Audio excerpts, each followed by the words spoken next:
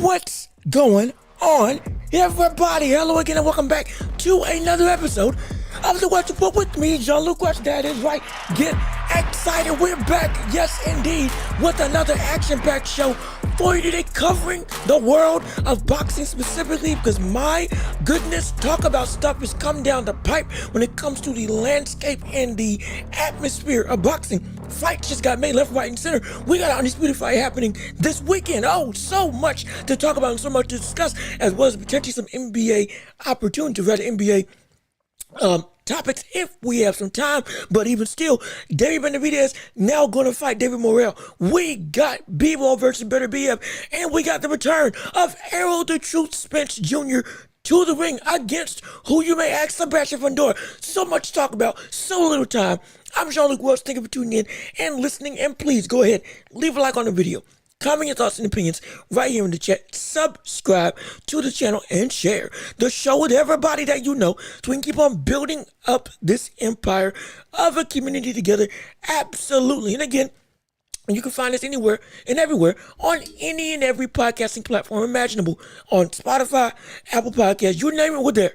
And if we're not, we will indeed get there. And you can catch the replay of this whole thing right here on YouTube. But again, all that self-promotion aside, we got topics to discuss, and we got sports to talk about, and we got boxing to discover. And since we're talking about boxing, it is time to step into the ring. Oh yeah, ring the bell. Let's get it started. Round one of this show going underway as we have the big kahuna of, I guess, this week's event, one of the biggest fights of the year going on with Bivol versus Beterbiev. Understand that this was supposed to happen earlier in the year. However, what turned out, Beterbiev, got injured towards meniscus. Now, boom, fight got postponed all the way up until this week. And now we're going to have a definitive, undisputed light heavyweight champion versus two of the best in the world. This is going to be most likely a top 5 pound for pound fight in terms of whoever wins this fight is going to be seen at least as 5th in the world as a boxer. It's going to be incredible. At least in my book, that's what I got going. And it's going to be probably the best light heavyweight of this era. That's what this fight is going to be defined with. And this is going to be a phenomenal display. But how is it going to go? Yes, we did an overview and a prediction of this fight earlier. Stuff has shifted. Stuff has changed. There are some new developments when it comes to the world of Bivol and Beterbiev and what the atmosphere of this fight now is. And why is that the case? Well, let's jump into the fight itself and start predicting what's going to happen. As we know with Bivol and Beterbiev, both of them undefeated. Bivol, one of the best boxers in the world as a technical savant. Some of the best footwork that the game has to offer. And his offense is so diverse and sees a Swiss Army knife in terms of the amount of diverse ways he can always get his attack off. Phenomenal jab. Great combination puncher. An underrated hook and uppercut that people don't really talk about as much. And his footwork and distance management allows for him to always have offensive pressure without needing to throw a shot, not because of his intimidating power, but because of his instinctual ability to essentially be in front of you, but be miles away. Similar to what we've seen with Shakur Stevenson, but a lot more offensively centric. This is a man who can bob and weave and bounce in your face, and you can't touch him, but he's going to touch you up constantly, pepper you with shots, get you in a situation where once he has you in his own offensive flow, it's almost like you're drowning because you can't figure out how to escape the angles and the unique, diverse Soviet style that he brings to the table. It is an incredible sight to see. But going up against that is, of course, the destructive nature of Beterbiev. 100% knockout ratio. The highest knockout ratio of any champion, any active boxer today, as of right now. He's one of the oldest boxers in the world, pushing 40 years old. But seemingly he keeps getting better and better and better. And people are starting to get privy that he is not just in terms of Beterbiev. Beterbiev isn't just a destructive menace that's able to go out and absolutely wallop and destroy anybody that steps in his way. There is a mind behind this incredibly scary monster. Now that this is the case, what is it that we're going to see? With how we're actually, wrong sense of words. When it comes to breaking down the fight between these two, now that we've previewed what they are, what is it that they can do against the other? With Bivol, understanding the speed and the agility at his disposal. We're looking at a man that has the ability to outbox Beterbiev, which is something that nobody has been able to do. Of every person that Beterbiev has faced, he has always been able to break them down. He has always been able to take them out. He has always been able to wear out the footwork and the outright stamina and just the will of the opponents that he faces. But with Bivol, now we're looking at a different animal. Looking at a person with just as much zeal and fire as Beterbiev, but with the technical aspects that no other opponent that Beterbiev has faced has in their arsenal. They just don't. They just don't. There's nobody that Beterbiev has faced that has this level of technical ability in all facets of the game as Bivol. Again, he's pound for pound top 5 for a reason. He beat Canelo for a reason. Wasn't just because he weighed more than him at 175 pounds. It was legitimately he outboxed, outworked, and absolutely outclassed Canelo in every facet of the game. We're looking at Bivol as a man who, with his agility, with his angles, with his footwork, with his ability to be safe but also always active, he can give Beterbiev a run for his money. He can make Beterbiev incredibly frustrated, angry, mad, confused, get him out of his own game plan. Make it so that it's a tornado of sorts of just different looks and different just styles. Or, different movements that Beterbiev just can't track. We've never said Beterbiev is a great footwork-driven fighter. Phenomenal at cutting off the ring. No, there's no question about it. But he's a plotter. We know this. That's not bad. It's just that's his style. What beats a plotter? A mover. Somebody that's always active and has the agility and the speed to make the ring their home. Use all 4 corners. Make sure you're never backed in a corner against the ropes. Make sure that you are never in a situation where you are trapped and can't escape. That's what Bivol is always able to do. When he gets put in the corner, he's able to turn it around, score some points, get back in the center. If he wants to control the center, he can. If he wants to go on the attack and come forward, he can. If he wants to fight off angle, he can. And again, with that jab, that educated jab of Bivol, he's also got the ability to control Beterbiev, interrupt the onslaught of offense that we know Beterbiev wants to do. Have the ability to interrupt the forward momentum. Make it so that you can never, Beterbiev, is never able to get a sense of calm and control and stability in his game plan against Beterbiev. You can keep that from happening. There is no question about it. There is no doubt about that when it comes to what Bivol is able to do. We're looking at a matchup where his style perfectly counters what Beterbiev can do. Perfectly counters what Beterbiev's power can bring. Don't forget the fact that he's also got a chin. It ain't like Bivol isn't somebody that is just weak just because he ain't got no power in his fist. No, the brother can also legitimately take a hit and keep going. Even with somebody as destructive as Beterbiev, it's still a situation where we see Bivol as If the brother can take a shot and keep his momentum on his side in terms of still not get afraid of the power, keep his game plan as his game plan, and never succumb to the overwhelming just devastation that we know Beterbiev can bring. He can bring this home. He can win this. He can absolutely win this. And he can outbox Beterbiev. We know he's not going to knock him out. If you want to call that a detriment, we know he's not going to be able to knock him out because we know he doesn't have the power.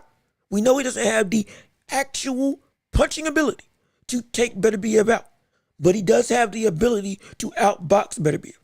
He's got the ability with how we know how easily Beterbiev gets cut and bruised due to, again, his age. Not that he's hurt, but that, again, the bleeding and the damage, it becomes easier on Beterbiev's face.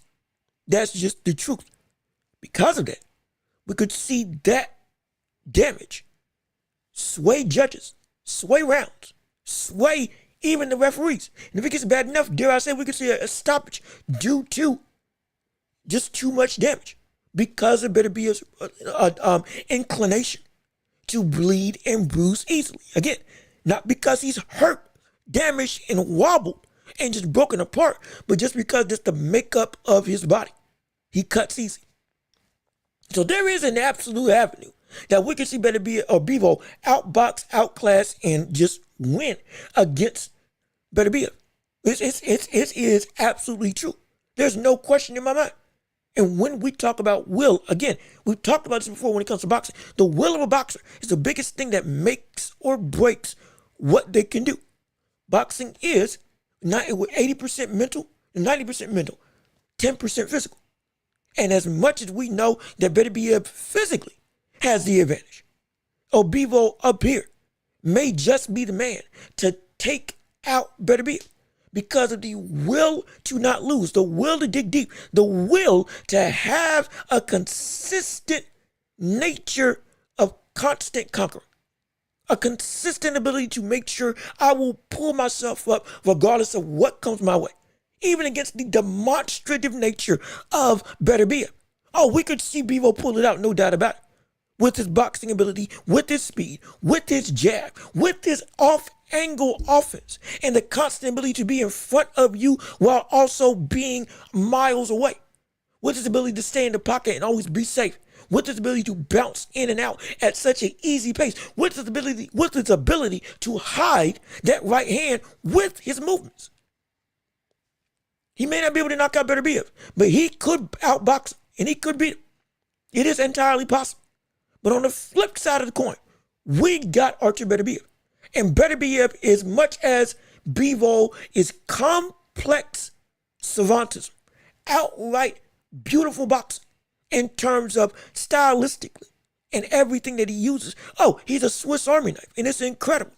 The Soviet style encapsulated in its almost most perfect form in Bivol. You have the simplistic, destructive nature of Beterbiev. And by simplistic, again, I've talked about this before, it's not a bad thing to talk about Beterbiev as being simple. I am not saying that the brother can only do the basics and it's his power that is carrying him all the way to these title fights, all the way to an undisputed opportunity, all the way to a legitimate, pound for pound level fight. A 100% knockout ratio. I'm not saying it's just the simplistic boxing that makes him what he is. I am saying that he does a bunch of technical stuff, but it's not nearly as flashy as Bivol. It looks simple. It looks like he's just walking you down. It looks like he's just throwing out jabs and whatnot. It looks like it is not anything special in terms of there's nothing that pops out at you outside of the power. But he doesn't waste any energy. He doesn't waste any excess movement. He doesn't waste what needs to be done. Again, I've said this before.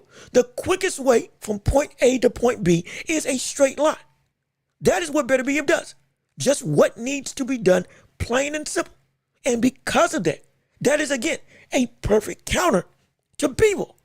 Perfect counter to that always moving, always agile, off-angle style, off-rhythm style that Beterbiev brings to the table. You can interrupt the flow by simply moving forward. You can interrupt the flow that we know Bivol loves to get into, to get in rhythm with his bouncing, with his movement, with his offense. You can interrupt that in the simplest way possible. And that's one, landing with your power, and two, timing Bivol.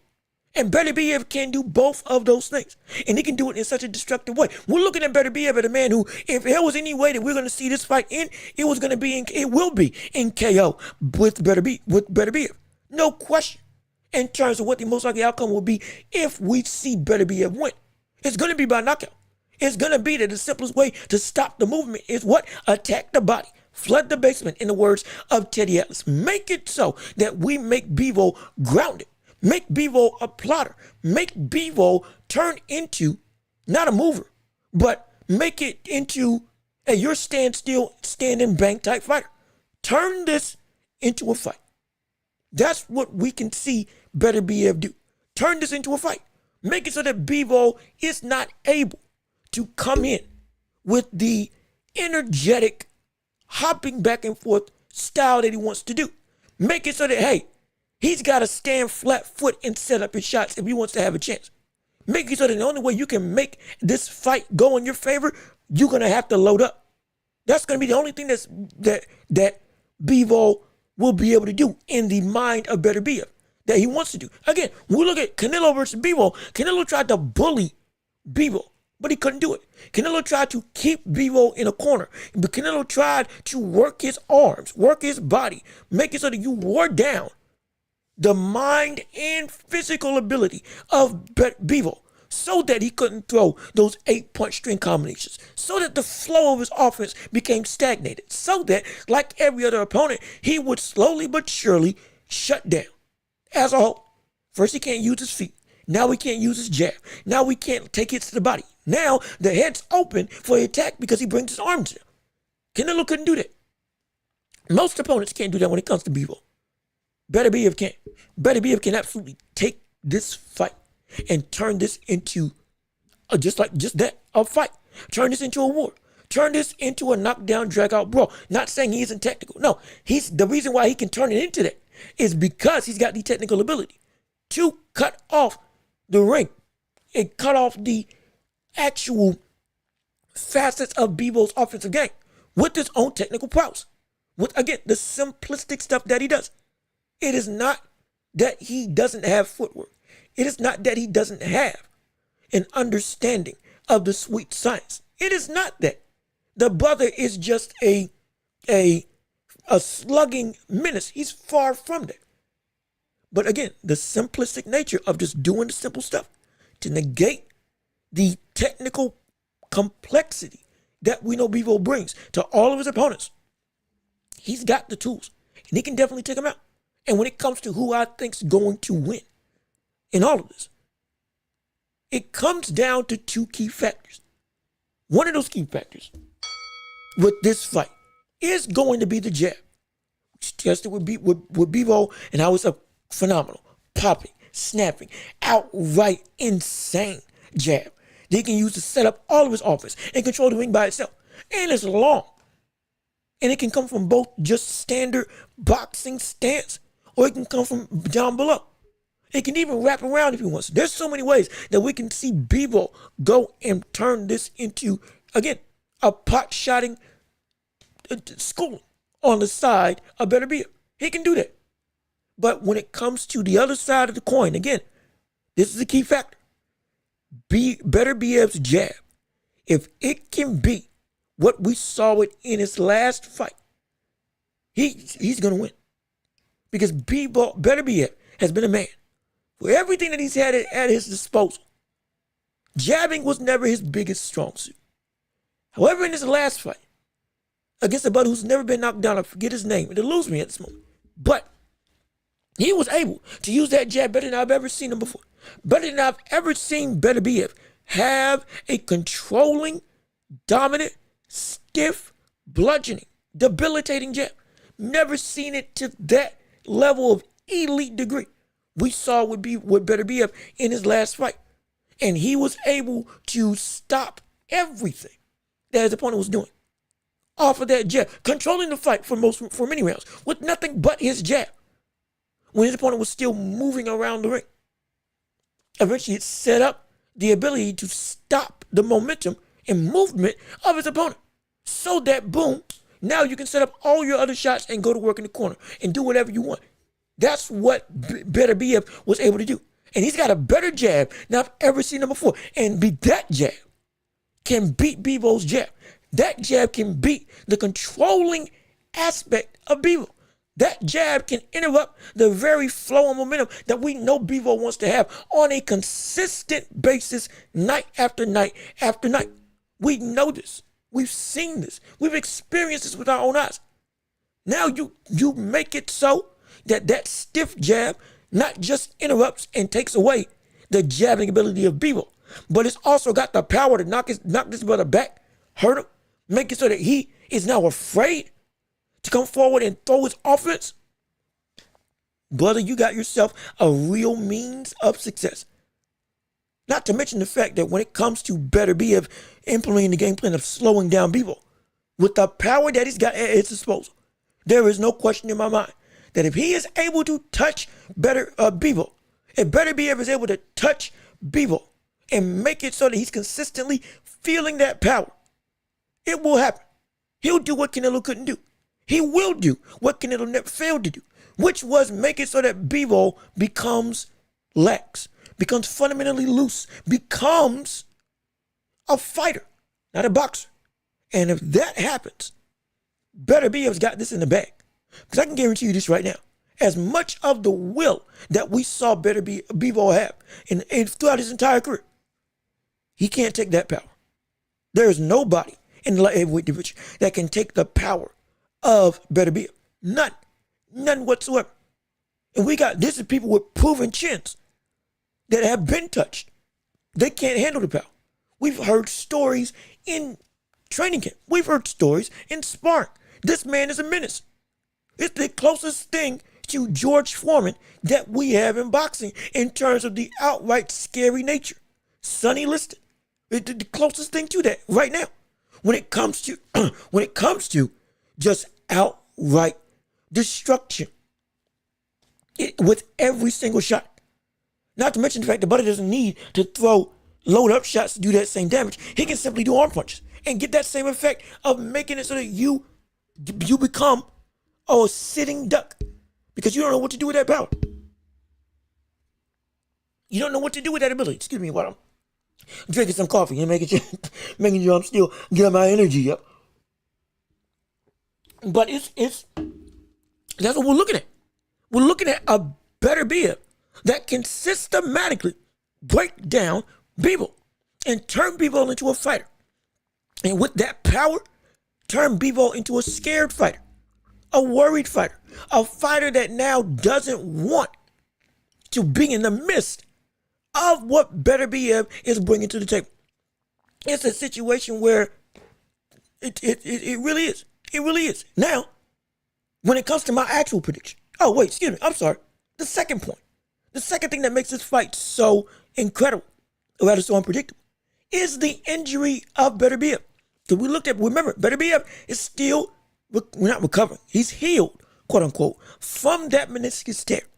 But if he is still wary about the knee, or if the knee isn't really at 100%, I don't think he'll be able to catch Bivol. I don't think he'll be able to move with Bivol. I don't think he'll be able to cut off the ring with Bivol. Because at that point, if your movement is compromised against one of the best movers in boxing, I don't know what you can do. That's the biggest thing.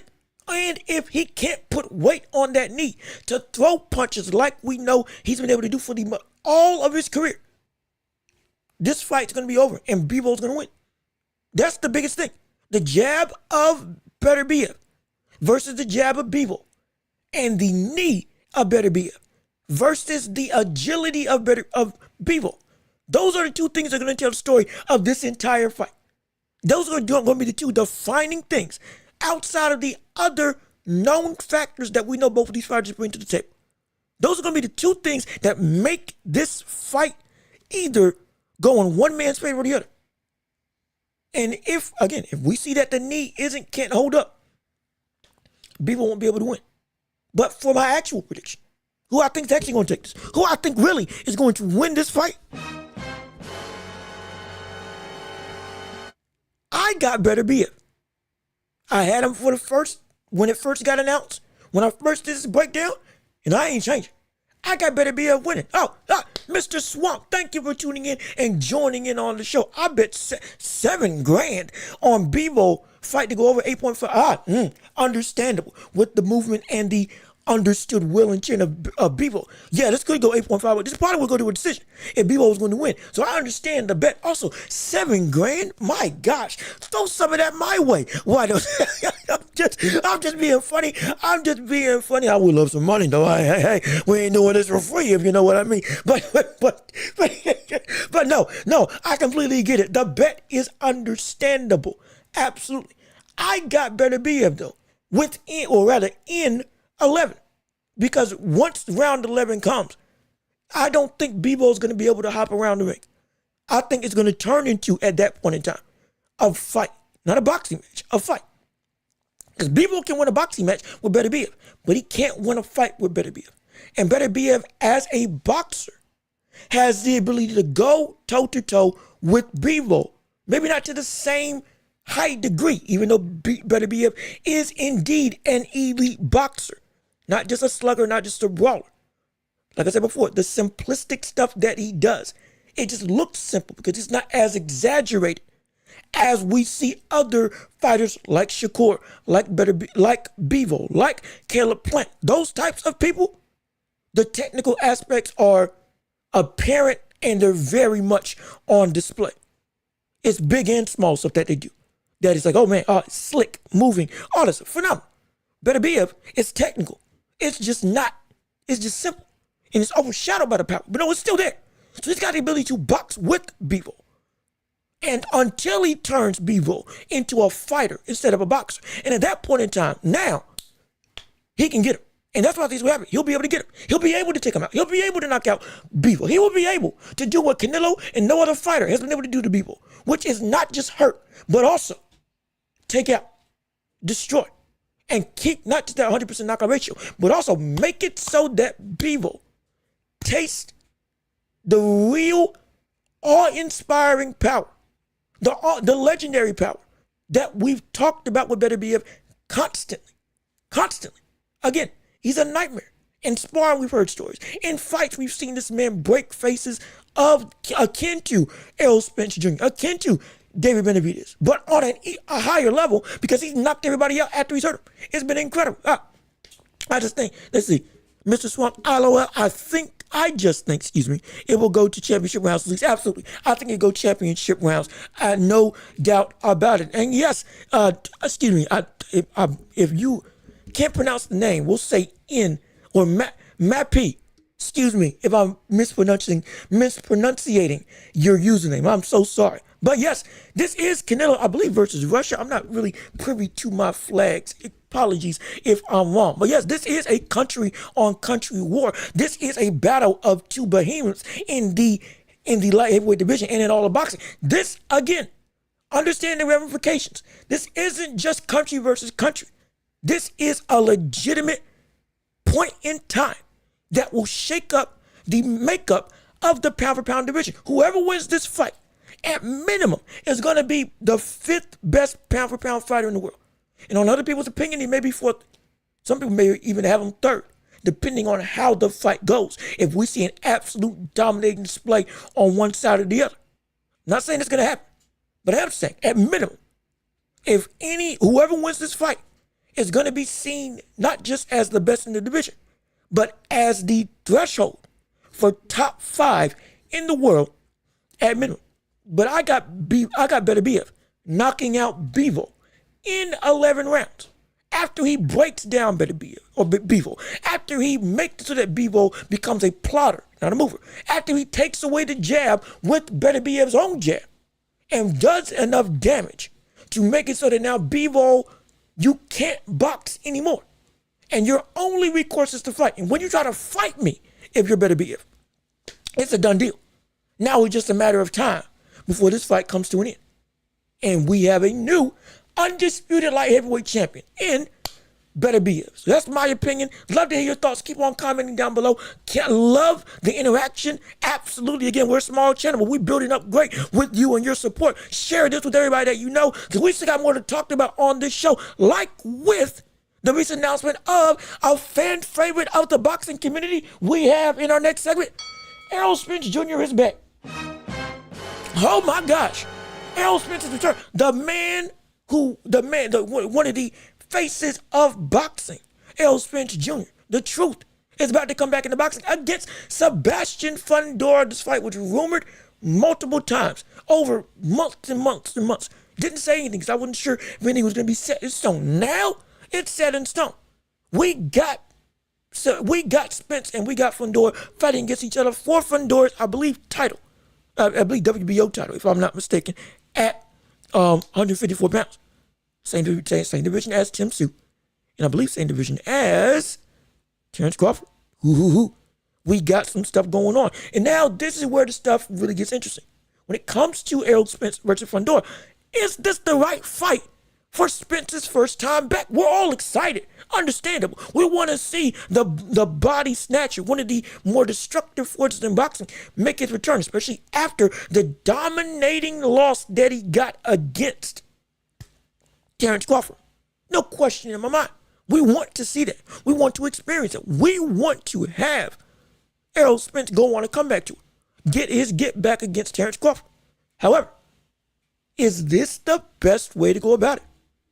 Is this really the best way to go about making your return to the ring against one of the more damaging fighters in Sebastian Fundora? Yes, we know Sebastian Fundora has been beat, but you saw the war that he went through with Tim Tszyu. You've seen the interior fighting that he's got at his disposal as a boxer. He's not a man that just wants to go and just use his length with how tall that he is to go and outbox opponents, even though he finally did that to a more emphasized degree against Tim Tszyu. But he's a man that he wants to come inside. He invites the war. He loves the action of the infight. He wants to go toe-to-toe and stand in the pocket. Now, that is Errol Spence's game, breaking you down to the body constantly, making it so that he breaks faces and breaks bones. That's what Errol Spence does. But against another fighter who also does this, at a higher weight, in a situation where you are on your comeback tour, what is it that you are really thinking when it comes to this fight as your first fight back? This isn't like the car crash situation with Danny Garcia. It isn't like that. And even though, again, with that car crash with Errol Spence Jr., incredibly thankful he's alive, it was incredibly devastating. He comes back against Danny Garcia, who at that point in time was indeed still a major threat in the division. And he goes and he beats him. And he looks like his old self. This is a little bit different, though, in terms of the damage that we saw in ring. We're really saying now that on top of the damage that you've accumulated over your entire career and the understanding that Spence may never be the same. This may not be the best course of action to jump headfirst into the fire against a champion. Now, I know what some of you may say. Well, you've gotten on for other fighters not fighting the best of the best when they should be in the ring with higher talent. Why are you all of a sudden giving Spence a pass? I'm not giving Spence a pass. I'm not giving anybody a pass. When we talk about Tank and we talk about Canelo and we talk about all these other fighters, we have seen them be successful constantly and fight people below their threshold. We're calling for it now as a time to up the ante and fight people at or above your skill level or threat level. That's what we're calling for when it comes to Canelo, Tank, and other fighters, Tyson Fury before he finally fought Usyk. That's what we're calling for those situations. Improve your competition because you haven't elevated yourself or elevated your competition yet when it's about time. When it comes to Beterbiev, or not Beterbiev, excuse me, when it comes to Errol Spence Jr., now we're looking at a situation where Spence, he fought the best. He cleaned out the division. He did his side of the street and then got absolutely mauled to the point that we were legitimately concerned for his well-being. Many people were calling for him to retire, surprisingly. And now, returning against another infighter who we know you can hurt. We know you can knock out Fundora. We know you can beat Fundora. Now that fight is solidified. We know this, but what we don't know is what you can take now. And against an aggressive infighter who wants to do damage, especially with him being, was he 6'6" at that height, with incredibly long arms, he can also do damage from the outside, popping that jab consistently. And if we see that it has success still, but it's concerning. I would love to see you against a lower class opponent as your first step up into a new division before ultimately going to take tests like Fundora, like Tim Tszyu, like Terrence Crawford eventually, which I know what you want to do. That's what I want to see. That's what I want to realize. But I don't think that this is the best fight for Errol Spence. It's very concerning. It's incredibly scary for somebody who we know as much of a warrior as he is. That damage and that fight with Terrence Crawford still stings. It still hurts. It still leaves a bad taste in a lot of people's mouths when it comes to what your caliber of skill is at this stage in your career. It really does have a sense of urgency, but not in a good way. In a sense of this, it's urgent that maybe you shouldn't take this fight at this elite degree so soon, or rather, as your first step into a new division. I don't think it should happen. And I really think he should have been. He takes a different route to go and build up not just his tolerance, not just his weight, but get back in rhythm. Because you got to understand, he hasn't fought in over a year and a half. We're not just talking about this fight as a fight that is, oh, hey, he lost, but we want to see him return. We can't wait to see him back in form as usual. Just like that. He ain't fought. This is the man who hasn't fought since, July? That's it. He hasn't fought since July. And we are really, really concerned when it comes to Errol Spence in his return with Fundora. What is it that you are going to be against a fighter that, again, he's nowhere close to Terrence Crawford, but with his style of fighting in Fundora, are you really prepared to take that level of damage and punishment, potentially, in the inside fight game? On the inside against an opponent who can land uppercuts with his leverage, who potentially he will be able to counter you if you miss with your swinging hooks and do damage over time like he did with Tim Tszyu. There is a lot on the table. I'm very concerned about when it comes to Errol Spence Jr. I want to see him return. I'm not saying that, he can't win. What I am saying is this may not be the best move for him to fight Fundora so soon in terms of his first return to action. I don't think that's what should happen, at least in my estimation. Also, hey, what you doing? My app, excuse me, again, if I'm saying your name wrong, I apologize. But thank you for commenting and tuning in on the show. Beterbiev versus Chavez. Peak one. That fight's going to be, let me tell you something. A quick side glance as we go to a new segment of the show. That fight, Shiraz has been on a recent tear, and I have been high on Beterbiev Ali Mahanala for so long. That brother both of them are incredibly special. Both of them got power and are action-packed. Both of them are elite with their length and unique styles of just outright box. That's going to be an incredible fight. I can't remember if that fight got confirmed as it will happen. Whether it was made mandatory by, I believe, the WBC, if I remember correctly, because I believe that's what Beterbiev has as the middleweight champion. But if that fight is indeed confirmed, like I believe it is, I'm not totally sure. You can correct me in the comments, absolutely. But you want to talk about a war. You want to talk about a legitimate a fight I would pay for over and over and over. That is going to be a spectacle when that does happen. That's going to be incredible. That fight is going to be phenomenal. That is going to be one of the best fights of, if not this year, of next year. When it does happen. Because, again, we saw Beterbiev Ali Mahanala fight recently. And mind you, he still knocked him out, was destructive, was taunting the opponent. Before over in Australia.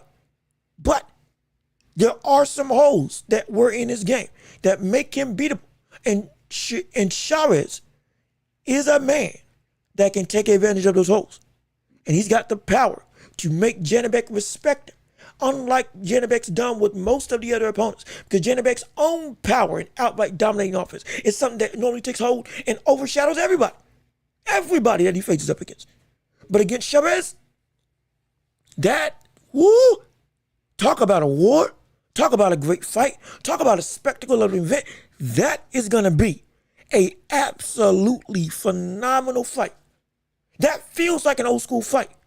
Janibek versus Chavez feels like an old school knockdown drag out brawl between two of the best in the division. That's going to be incredible. I can't wait for that fight. Again, I gotta confirm if it gets actively done. I can't remember if it's solidified in stone, but I believe it's made confirmed and was made a mandatory. If it is, my gosh, you better believe I'm gonna break that fight down. Oh, you better believe. You better believe at a later date, I'm gonna break that fight down, give you my prediction, give you my thoughts, give you everything I got to offer when it comes to that fight. Because that is a fight I am excited to see. I've been waiting to see for a long time. Oh gosh, for a long time. That's going to be incredible. But again, we still got more to cover on this show. We covered Errol Spence. We covered predictions for Bivol and Beterbiev. Now we also got another fight that was announced, and that is David Beterbiev is making his return. That's right, ladies and gentlemen. Oh yes, indeed, the monster is back. The monster is looking to continue his reign of dominance at 175 not 175, excuse me. No, excuse me, yeah, what is it? It is 175, my apologies. Excuse me, so sorry. Because he's next in line for the undisputed light heavyweight championship between the winner of Bivol and Beterbiev. But he's continuing his campaign at 175 against David Morrell. Oh my gosh. Another fight that we have been clamoring to see ever since David Morrell made his debut in campaign at 168. Both of them just recently got up to 175. Both of them recently won. Both of them recently won by decision, not by knockout. And it's incredible because we know the destructive path that David Beterbiev has been on in his campaign at 168. Moving up to 175, faced off against Janibek, dominated in a unanimous decision, but didn't look nearly as strong and as powerful due to the upped durability of opponents at 175. We saw David Morrell go and make his debut at 175. And he also dominated in unanimous decision after 7 consecutive knockouts in his recent fights. And then, all of a sudden, the power doesn't look the same. There's some stuff the opponents are starting to take advantage of. He's taking hits not as comfortably as he used to at 168. We're looking at a David Morrell that looks more vulnerable than ever, not because he's bad, but because this next level of elevation in terms of the matchups that he now faces at this higher division makes openings more dangerous for him. And the power that he normally carried at 168 doesn't look the same at 175. Again, I'm not saying that in a bad way. I'm saying that as reality. Now that that's the case, we get these two facing off. Again, winner of this keeps their mandatory spot as the next in line for the undisputed title. And if we see Morrell upset David Beterbiev, oh boy, you want to talk about a resume that a star that gets made at the drop of a hat. Only 11 fights in his career, 11 KOs or 11 wins, 9 KOs in his career. Like I said before, 7 KOs consecutively up until his last fight in his debut at light heavyweight. You want to talk about a star? He's already exciting. You put that name on your resume and you become dominant. Boom. You become the man. You become the man. You get the calls to fight Canelo now instead of David Beterbiev. It's a David on David war. And this is, again, we're going to break down the fight at a later date. We're going to go with who I think is going to win. I would love to hear your thoughts as to who's going to win that fight between David Beterbiev and David Morrell that recently got announced. Also, to new viewers potentially joining in, thank you for tuning in and listening to the Welch Report right here on YouTube. And we're available on every podcasting platform imaginable. Absolutely. And we do this every single week, covering the world of boxing, but also the NBA and sometimes the NFL as well. We cover all sports. We're a hub for anybody to have some fun and enjoy and learn and grow and have some discourse when it comes to this great atmosphere and ethos of sports. But strictly talking about boxing right now, when it comes to David Morrell and David Beterbiev, this is a fight that we wanted to see. This is what the fans wanted to see. This is what we've been asking for from every single elite fighter. And there's a reason why I get on Canelo and I have nothing to say about David Beterbiev. This is why I get on people like Tank and I have nothing to say about Noah Inoue or other fighters of the like. This is a point of contention that a lot of people don't understand when I talk about why these fighters aren't being as great as they can be. And it's because of the fact that we see David Beterbiev, after fighting a former champion in Gvozdyk, instead of going down and fighting another just tune-up fight against a legitimate, or not really a legitimate contender, but just against a ho-hum brother, he's fighting somebody else who is also high on star power and high in danger, who has also been known as a name that we've been wanting to see. This is what we want from our faces of the sport. This is what we ask for. Consistent levels of constant upping the aggression. Constantly trying to push yourself, getting what's next best available, if not the best available option, outright as the fight you want to make. That's what we've been asking for.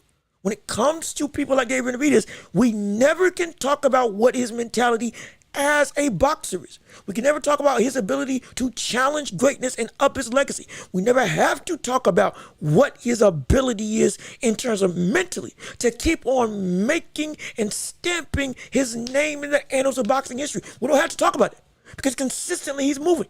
Consistently he's fighting. He fought Caleb Plant. He fought Bivol Andre. He fought Gvozdyk, former champion, in his first fight at light heavyweight, when he couldn't get Canelo. Then when he still couldn't get Canelo, while he's waiting for an undisputed fight at light heavyweight, he goes and fights the other brother who also moved up, who's also dangerous, who also is dominant, and who also is a big name star that people have been wanting to see him fight. Goes and fights David Morrell. No questions asked. Immediately. This is what we want to see from every single boxer that goes through these ropes. Challenge and push yourself to be as great as you can. Challenge and push yourself to make your skill set legitimately tested, legitimately noteworthy. Actually make it so that you have to prove yourself on a night-to-night basis. That's what we want to see. That's all we ask for. That's all. Win, lose, or draw. Go and try to make the fights that give us credence to say your talent is not just justifiable, but it's proven, it's tested, it's warranted. We can have faith in what you are and who you are, because you constantly taking on people that were a danger to you, and you still came out on top, or at least you put yourself to the test. That's what we love. That's what we love, and that's what we need. And that's what we see with people like David Beterbiev. It's a beautiful thing to watch, and it's a testament to his willingness to continue to keep in mind the bigger thing in the sport. The business comes after the legacy is made. Canelo didn't become who Canelo is without going through the fire of fighting people like Floyd Mayweather, of fighting people like James Kirkland, of fighting other greats, Miguel Cotto, of constantly testing himself and making it so that the resume wasn't just a fluke, it was real. That's why he's one of the biggest stars in the world today. Now, when it comes to how he's been moving afterwards, we have a problem. Understandable. But we still say that he is one of the best in the world, not just because of his performances, but also because of the fact that he was tested beforehand and came out on top. So his legacy is stamped in stone. There is no changing what Canelo is. We only debate whether Canelo can move up in that standing or not based on how he goes throughout his career. But Canelo's legacy as it stands cannot be taken away because it is proven. David Beterbiev is going about that same mindset now, making it so that if I don't get the fights I want, I still test myself on a night-to-night basis, putting myself in the fire with somebody else who is another dog that can legitimately give me some trouble, potentially, upset or not. We're going to go into a real war. We're going to go and test my skill set against the best that is available. That's what we want to see. That's all we ask for. There's a reason why we don't get on David Beterbiev at all about the moves that he made. Because we know the story, the legitimate history, and what he's done outside of the fights that he's been asking for. He's still testing himself against the best of the best in his division with no questions or qualms. People always say, why do you get on other fighters? It's not like the fight couldn't get made. It's a business. It is a business. We understand it. We understand everything doesn't work out. We understand as fans of the sport that in boxing, politics are a major thing. Some people have more power than others. Promoters can go in and screw up a bunch of things, like we saw with Don King. We know what the history of the sport is. We know what the sport is at its core. But we also know that it's been proven by every other fighter who's been great that whatever moves that they made and whatever legacy that they did achieve was based on the resume that they made at their best. We don't talk about the losses that we saw from Sugar Ray Robinson. We talk about what he achieved at his prime and how we took on everybody, just about everybody in his division 5 or 6 times.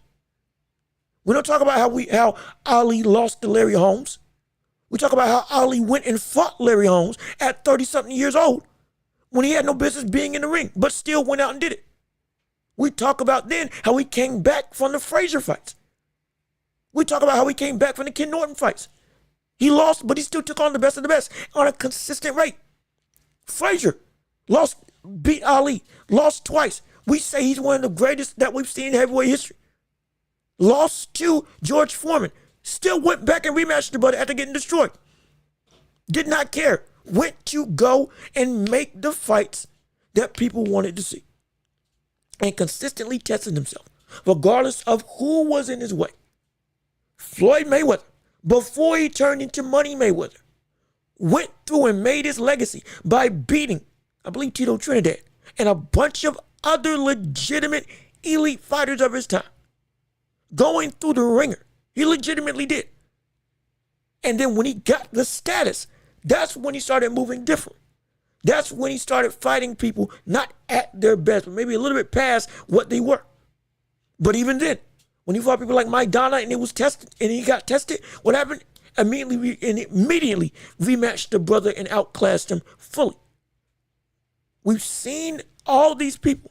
There's countless examples of people that actively do the work, but to stamp what their legacy is. And then, now, they're stamped in history forever. And it is what we want from every boxer.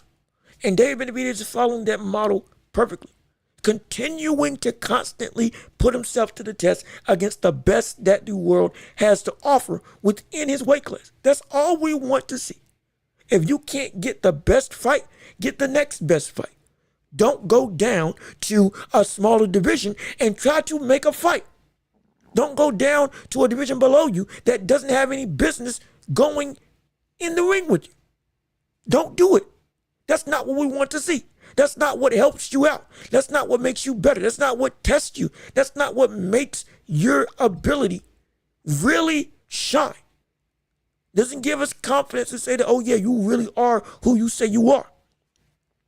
These types of fights, David Beterbiev versus Bivol Andre, Beterbiev versus David Morrell right now. That's what shows the character and the actual talent that a boxer has to offer. That's what makes you special. That's what makes you stand out. That's what makes you get respect. That is what makes you legitimately known as the best in the land. That's all we ask for. And Beterbiev has done that flawlessly. No qualms and no fuss. If he keeps on doing this road, and dare I say, if he becomes undisputed at light heavyweight, we're looking at a situation where this man could get to that same level of stardom as people like Canelo and as people like Tank. And if he does go and he eventually becomes inevitable to the point that he wins the undisputed title, he beats either Bivol or Beterbiev, he goes on and becomes the undisputed champion. And Canelo has to go and fight him if he wants to get his get back for losing at a higher division. And he'll make it so that, like I said before, there's no way you can avoid him. There's no way you can get through this brick wall without coming through me. That's what we could see Beterbiev do. And if we see that and Beterbiev wins, not only are we calling into question Canelo, but we're calling into legitimacy the all-time greatness of David Beterbiev, and legitimately have this man as one of the biggest stars in the world. And it's going to be because he kept pushing the level, pushing the envelope, constantly making sure that he was always tested and made to prove to himself and to the world that against the best or the next best available option, I'm going to show you I am the Mexican monster for a reason.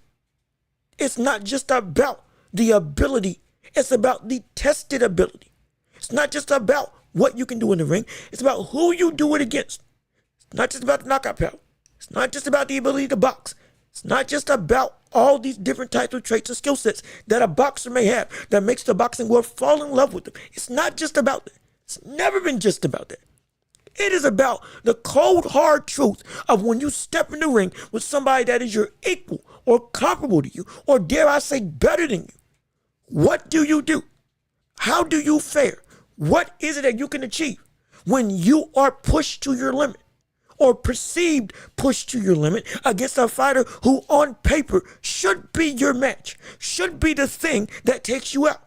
That's what we want to see. That's what we crave as fans. That's what makes boxers timeless. That's what makes people see you in a light of an all-time great. That is what gets you the accolades that then get you the money. That's what makes fans keep coming back. That's what makes you a bona fide star, a Hall of Famer, one of the greatest to ever step foot in the ring. Name placed in the annals of history for all time, due to your perseverance in constantly testing yourself against the best that is available. Night after night after night. That is what David Beterbiev does. That's what Noya Inoue does. That's what we've seen from these other boxers who constantly take that test and overcome. That's what separates the true greats from the facades. That's what separates the true greats from the people that were just pretenders. That's what separates the true greats from people that were just posers. This is the type of mentality that if we keep seeing in boxing in all fronts, we're going to see truly who is indeed the best of the best. This is what we want to see. And this is exactly what makes boxing so spectacular when it's done right. And David Beterbiev is doing it right on a night in, night out basis. No question about it. But with all that being said, this has been another episode of The Welch Report with me, Jean-Luc Welch. Thank you for tuning in and listening to the show. Absolutely. We've been phenomenal. Y'all been wonderful. This has been an incredible experience. We got people coming into the chat. Thank you so much for tuning in and watching the show. Again, we can stay for about 5 more minutes if anybody has a comment to say right now, but we still have to go and start closing out this entire affair. I've been Jean-Luc Welch. Y'all have been absolutely wonderful. We will see you back here, not just next week, but with covering the fights of the aftermath of Bivol versus Beterbiev, of people like, not people like, excuse me, there's a bunch of fights. Not Nakatani also is fighting, I believe this week as well. We got fights from here to about Monday, actually, and so much more in the world of sports as a whole. We'll be here to cover. And again, I've been Jean-Luc Welch. Y'all have been wonderful. Peace and love. We getting ready to get on out of here. Oh, we are done. This is it. Show's over. Absolutely. We got some time if anybody wants to say anything else. We can start it back up again, if we're being completely honest. But as of right now, the show's almost over. The show is coming to an end. Ooh, we're winding down. Anybody got wait, I'm just having fun. I'm just enjoying time. But again, for real, thank you all for joining in and tuning into the show. It really does mean a lot. I do indeed appreciate it. We're trying to build something special. We're trying to be a hub for anybody to come in and learn, grow, and build a community that helps everybody else out. and just has fun talking about sports and making it so that we enrich the lives of sports fans around the globe. Whether you're in Russia, whether you're in China, whether you're in Cuba, whether right here in the USA or anywhere around the world. Hey, this is a free space for anybody and everybody to come, enjoy, have some fun, laugh, cry, debate, argue. Absolutely. We do it all right here. And it's all because of you and your support. So I appreciate it. Appreciate y'all. But we got to go. I'll catch y'all later and I'll see y'all next week. Peace out.